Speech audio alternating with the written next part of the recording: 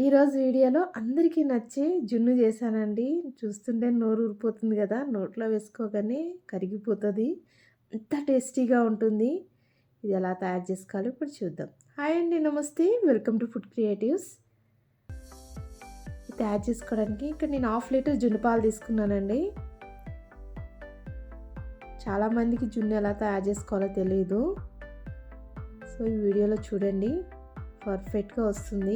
ఇక నేను 1/2 లీటర్ జున్ను పాలకి 1/2 లీటర్ పాలు తీసుకున్నాను.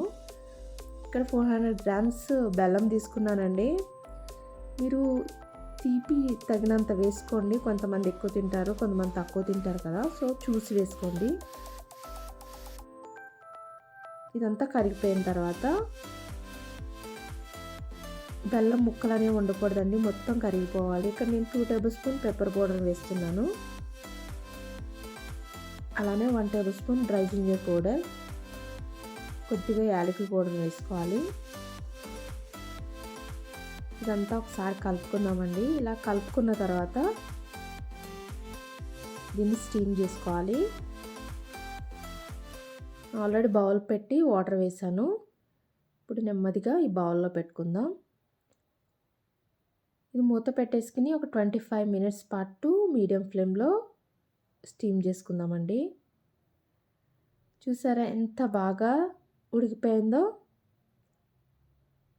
కాసేపు మూత పెట్టేసుకుని అలానే ఉంచుకోవాలి, స్టవ్ ఆఫ్ చేసుకుని. ఇది పూర్తిగా చల్లారిపోయిందండి. దీన్ని ఫ్లిప్ చేద్దాం. జాగ్రత్తగా చేసుకోవాలి. జున్నీని ఇష్టపడిన వాళ్ళు ఎవరు ఉండరు కదండి, చాలా ఇష్టంగా తింటారు. ఇలా చేసుకుంటే ఇంకాస్త ఎక్కువగా తింటారు.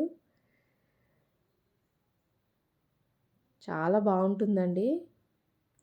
చూసారా, అచ్చం కేక్ లానే ఉంది.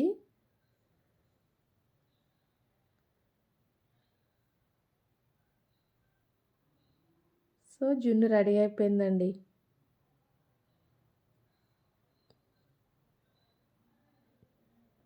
ఎంత బాగా వచ్చిందో చూడండి.